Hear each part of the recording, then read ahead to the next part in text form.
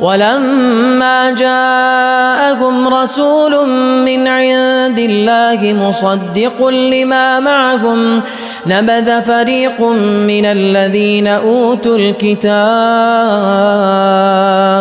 كتاب الله وراء ظهورهم كأنهم لا يعلمون واتبعوا ما تتلو الشياطين على ملك سليمان وما كفر سليمان ولكن الشياطين كفروا يعلمون الناس السحر وما أنزل على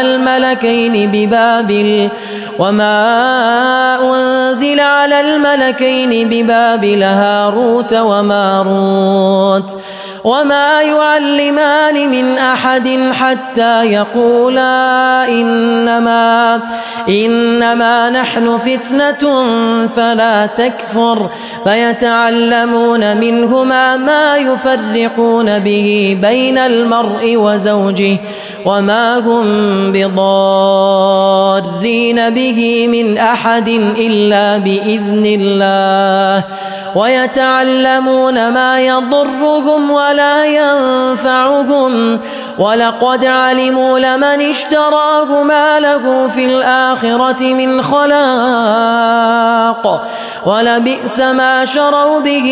أنفسهم لو كانوا يعلمون ولو أنهم آمنوا واتقوا لمثوبة من عند الله خير لو كانوا يعلمون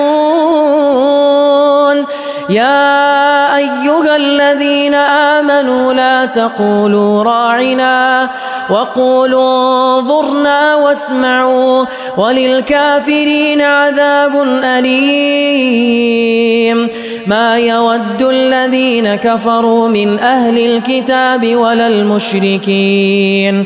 ولا المشركين أن ينزل عليكم من خير من ربكم والله يختص برحمته من يشاء والله ذو الفضل العظيم ما ننسخ من آية أو ننسها نأت بخير منها أو مثلها ألم تعلم أن الله على كل شيء قدير ألم تعلم أن الله له ملك السماوات والأرض وما لكم من دون الله من ولي ولا نصير أم تريدون أن تسألوا رسولكم كما سئل موسى من قبل ومن يتبدل الكفر بالإيمان فقد ضل سواء السبيل ود كثير من أهل الكتاب لو يردونكم من بعد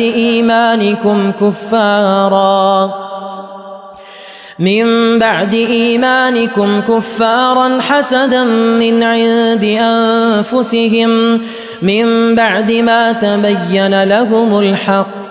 فاعفوا واصفحوا حتى يأتي الله بأمره إن الله على كل شيء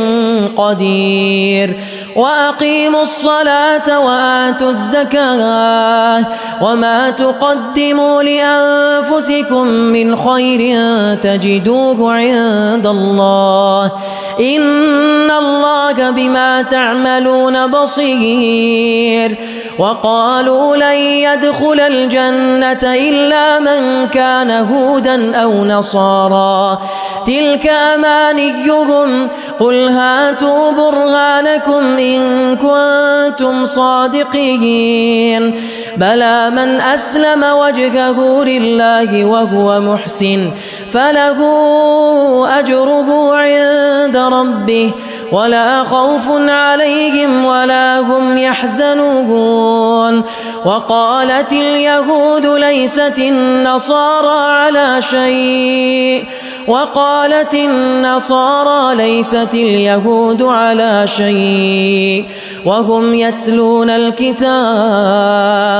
كذلك قال الذين لا يعلمون مثل قولهم فالله يحكم بينهم يوم القيامة فيما كانوا فيه يختلفون